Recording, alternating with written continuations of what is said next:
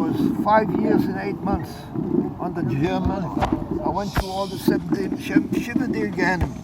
I was in the concentration camps, in the ghettos, and I was beating, I was starving, I was at the death march, in the death transport. You know what the death transport is? They put us in cattle trains. You know cattle trains?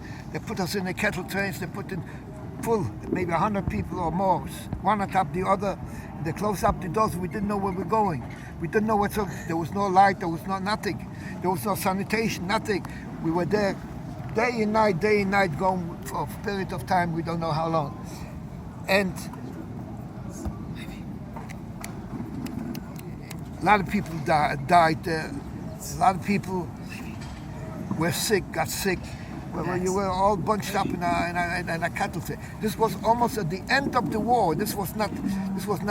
After I went through 5 years and almost 6 months. This was at the end, 6-7 months. This was at the end of the war. I was in the cattle train. They took us on the cattle train they took us to nowhere. We didn't know where we were going. And finally, they opened up the cattle train one day. 2 American soldiers came, and they told us, "You're free, you're free." We don't know what free is. We don't know what anything is. And they brought the ambulances. They took the sick people out. There were dead people there. The dead people, and they opened up a wagon full with food. There was a full food from the Red Cross. Was full food. They didn't give us a stitch for 10 days, not a drop.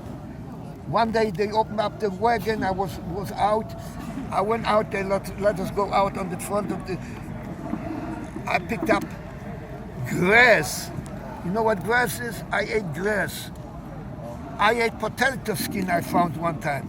It was not what to eat for such a long time. After they opened up the wagons, people went out. They opened up the wagons and they took all the food that was in the wagons and started eating. No, we didn't eat for such a long time. People got sick. A lot of them died. A lot of them. I wound up in the hospital. I was critical. I was 3 months in the hospital, and then after this, I was completely out of religion. I was away 5 years and 8 months out of religion. At Pines, I was near the Klosenberg Rebbe, Zochain Lebruche, and he got his boys there to take me in and to talk to me and to bring me up. And this is why I came back to religion. Any questions? How old were you? We see your numbers. When the war broke up, 12 years I was old. And I was 17, almost 18 years when the war broke, and I was 5 years and 8 months under the Germans. Can we see your numbers? Yeah, here's my number. 184805. Wow. Shemavaya. Yudke Wufke is here. 26. You're the only survivor of I'm the only survivor, my whole family. Where'd you live? Very few of my town. After the war, I found 5 of my friends from the same town. But all of them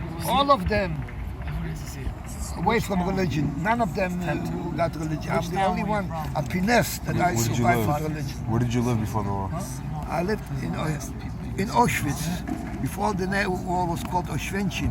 I lived about a kilometer away from the camps before the war. Then they sent us away to ghettos. How old were you?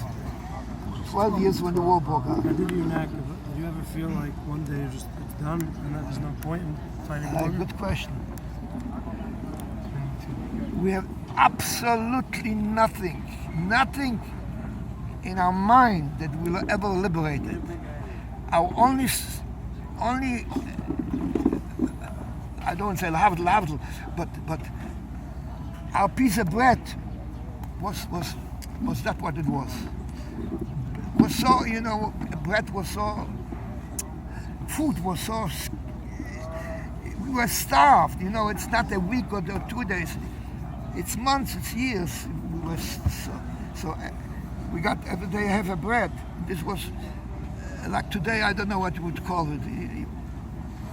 People were dying from starvation, after working hard every day, all day, and beating a lot of people.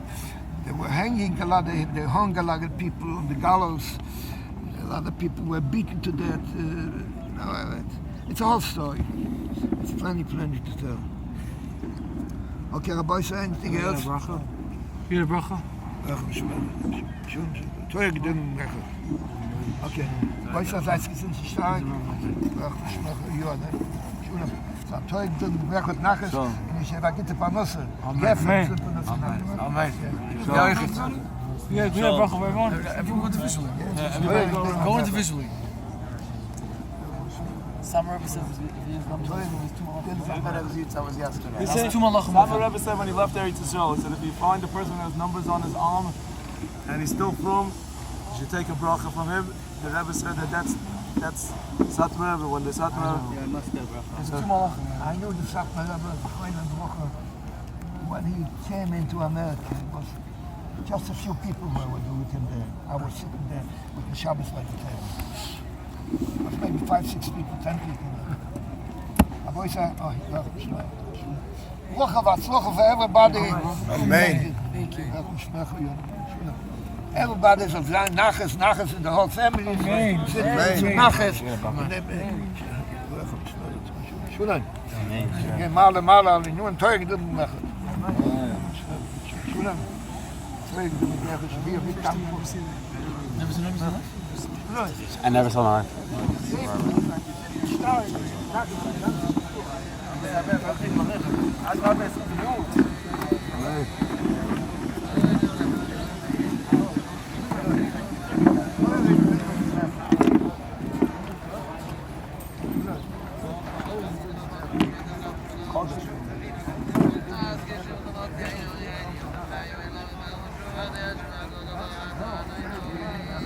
Five years.